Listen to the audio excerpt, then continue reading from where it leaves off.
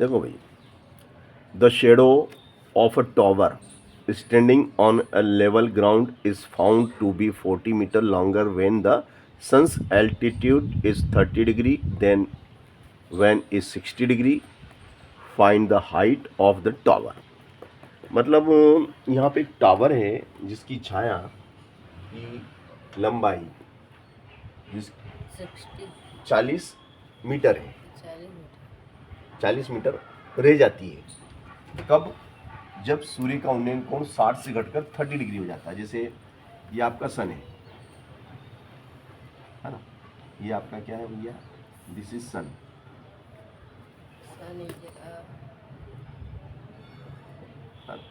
और ये आपका टावर खड़ा हुआ भैया यहाँ,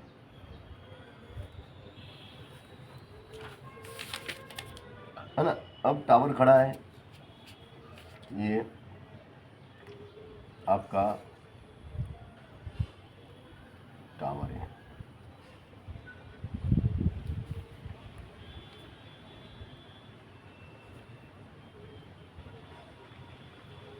ये टावर है, ये 60 डिग्री का टावर। देखो ये टावर जिसकी ऊंचाई तो हमें नहीं दी है, तो हमने ऊंचाई h मान ली, टावर को नाम दे दिया ए बी। और यहाँ बिंदु, यहाँ पे इसकी छाया बनी, ये छाया बनी। ये छाया कितनी है मुझे पता नहीं, कितनी लंबी है ना।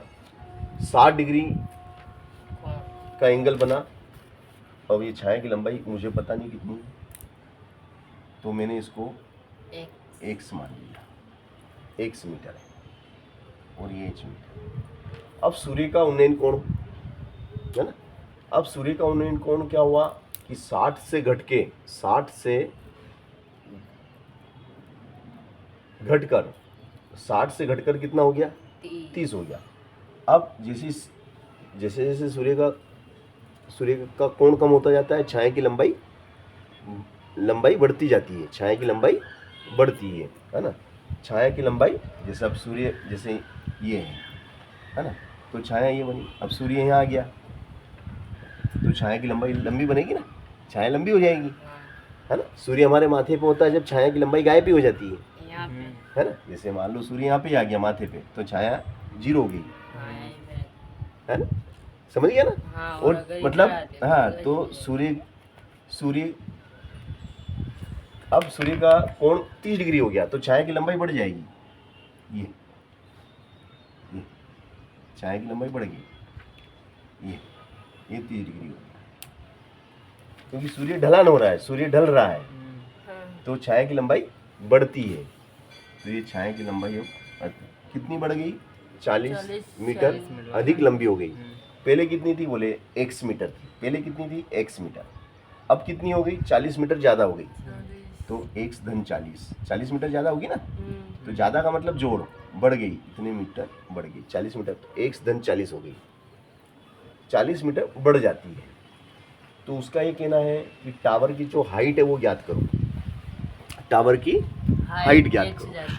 तो the shadow of a tower standing on a level ground is found to be 40 metre longer, 40 metre अधिक हो जाती है।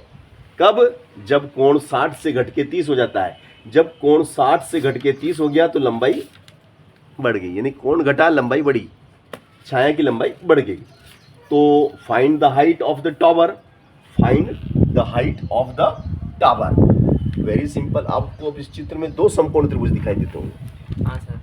एक तो ये छोटा वाला क्या है, ए बी सी, छोटे वाले का नाम क्या है, ए बी सी। तो छोटा समकोण त्रिभुज लेंगे अपन सबसे पहले, है ना। लिखो समकोण त्रिभुज ए बी सी में, समकोण त्रिभुज ए बी सी में tan थीटा बराबर लंब बटे आधार, लंब बटे आधार। अब थीटा कितने डिग्री का दिया, थीटा कितना दिया भाई साहब, थीटा इज 60 डिग्री, है ना। तो मैं लिख देंगे आप 60 डिग्री, tan 60 लंब कितना है h, और आधार कितना है x, और tan 60 का वैल्यू कितना होता है, √3। तो ये √3 बराबर, एम्प्लाइज डेट √3 बराबर h upon x, h upon x upon 1। इसका इसमें करेंगे, इसका इसमें करेंगे, तो भैया ये हो जाएगा √3x बराबर h, x बराबर हो जाएगा h बटे √3, h बटे √3, समीकरण बन गई 1। तो देखिएगा हमने find the value of x, है ना, find the value of x, x का मान हमने निकाला, x is equal to h upon √3। ये हमने मान निकाला छोटा त्रिभुज लेके। कौन सा त्रिभुज लिया? छोटा वाला, ABC, समकोण त्रिभुज ABC लिया और उससे हमने ये मान निकाला। अब हम बड़ा त्रिभुज लेंगे भाई साहब। अब बड़ा त्रिभुज है हमारा ये वाला, ये बड़ा त्रिभुज है हमारा, है ना, ये हमने ले लिया बड़ा त्रिभुज। ठीक है, इस बड़े त्रिभुज का क्या नाम है भाई साहब? तो वो लिख देंगे हम, समकोण त्रिभुज ABD में, समकोण त्रिभुज ABD में, समकोण त्रिभुज ABD में वही tan थीटा, लंब बटे आधार, थीटा इज 30 डिग्री, लंब कितना है h, आधार कितना है x धन 40, x धन 40। और tan 30 का मान कितना होता है भाई साहब? tan 30 1/√3। वेरी गुड, 1/√3 बराबर x धन 40, x धन 40। यहाँ से करेंगे क्रॉस गुणा, है ना, यहाँ से आपका क्रॉस मल्टीपल हो जाएगा। ठीक है, यहाँ तक बात समझ में आ गई आप लोगों को? बिल्कुल आ गई, है ना। तो √3 चला जाएगा h के साथ, है ना। चलो, हाँ, h के साथ क्रॉस गुणा। तो ये हो जाएगा आपका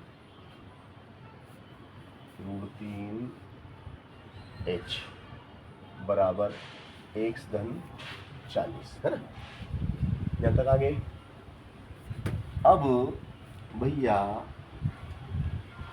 देखिएगा, √3h बराबर x, ये x है ना, हाँ, इस x की जगह में क्या लिख सकता हूँ? x का मान, x की जगह x का ये मान h अपॉन √3, h अपॉन धन 40, है ना।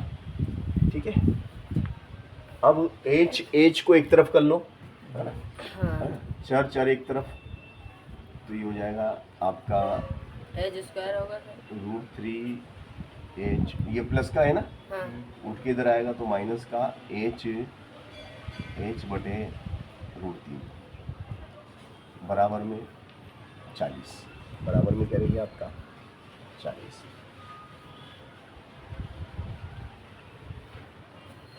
ठीक है, फिर देखो नीचे क्या कर लो, इसके एक ले लो, हाँ, एक करता है। तो एलसीएम लेंगे, √3 बराबर 40। तो देखो इसका गुणा इसमें होगा, हाँ, तो √3 का √3 में करेंगे, √3 बाहर का 3, 3। समझ गए ना। हाँ, और एक का गुणा इसमें करो, एक एक h, समझ गए। हाँ, कितना हो गया भाई साहब? 3h में से घटा दो 1h, 3h में से घटा दो 2h, 1h, 2h बटे बटे 3 बराबर 40, 1 क्रॉस गुणा करो, 3h है ना।